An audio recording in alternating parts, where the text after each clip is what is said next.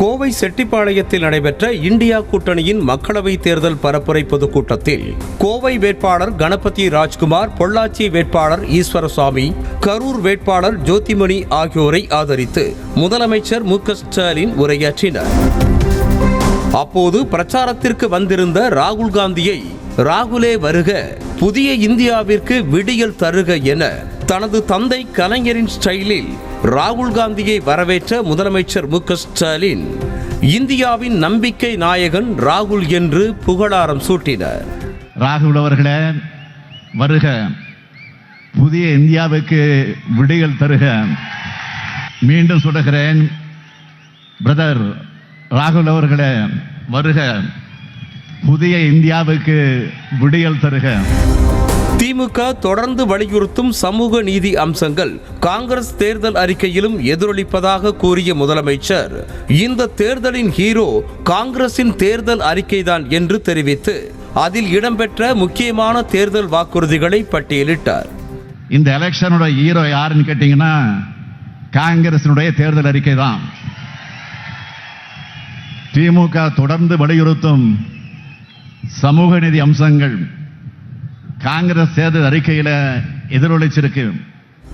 ஊழலுக்கென்று ஒரு பல்கலைக்கழகம் கட்டினால் அதற்கு வேந்தராக இருக்கக்கூடிய அத்தனை தகுதியும் பிரதமர் மோடிக்கு இருப்பதாக விமர்சித்த முதலமைச்சர் மு.க. ஸ்டாலின், தேர்தல் பத்திரம் என்ற ஒரு நடைமுறையை கொண்டு வந்து ஊழலை சட்டப்பூர்வமாக்கியவர் பிரதமர், ஊழலை பற்றி பேச வெட்கப்பட வேண்டாமா என்று கேள்வி எழுப்பினர். பிரதமர் மோடி ஊழலை பற்றி பேசுவது என்பது யோக்கிய வர்ணா சொம்பை எடுத்து உள்ளேவை என்பதை போல இருப்பதாக முதலமைச்சர் மு.க. ஸ்டாலின் கடுமையாக விமர்சித்தார்.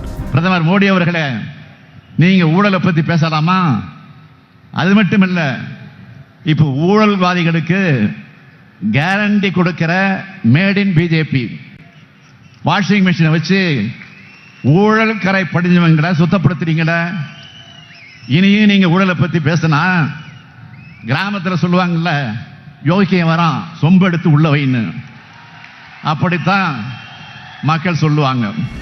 கோவைக்கு 6500 கோடி முதலீட்டில் வரவிருந்த செமி கண்டக்டர் தொழிற்சாலையை மிரட்டி குஜராத் மாநிலத்திற்கு மடைமாற்றியது பாஜக தான் என பகிரங்கமாக குற்றம் சாட்டிய முதலமைச்சர், கோவை மக்கள் மீது பிரதமர் மோடிக்கு அப்படி என்ன வன்மம் என்று கேள்வி எழுப்பினார். தமிழ்நாட்டை சார்ந்த ஒரு மிகப்பெரிய தொழில் நிறுவனம் 6500 கோடி ரூபாய் முதலீட்டில் கோவையை சேர்ந்த 10,000 பேருக்கு வேலை வாய்ப்பு அளிக்கக்கூடிய முதலீட்டை மேற்கொள்ள முடிவாச்சு.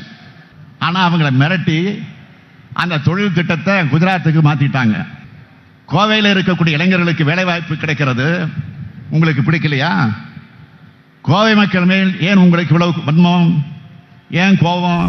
கோவை மக்கள் அமைதியை விரும்பக்கூடியவர்கள் என்றும் அமைதியான இடத்தில்தான் தொழில் வளர்ச்சி அடையும் என்று கூறிய முதலமைச்சர், பாஜக போன்ற கலவர கட்சிகளை உள்ளே விட்டால் அமைதி போய்விடும், தொழில் வளர்ச்சி போய்விடும், நிறுவனங்களை நிம்மதியாக நடத்த முடியாது என்று தெரிவித்தார். பாஜக போன்ற கலவர கட்சிகளை உள்ள விட்டா அமைதி போய்விடும், தொழில் வளர்ச்சி போய்விடும், நிறுவனங்களை நிம்மதியாக நடத்த முடியாது. தமிழ்நாட்டின் வளர்ச்சியை தடுக்கிறது யாருன்னு தமிழ்நாட்டு மக்களுக்கு நல்லா தெரியும். செய்திகளை உடனுக்குடனும் துல்லியமாகவும் தெரிந்து கொள்ள சப்ஸ்கிரைப் பண்ணுங்க.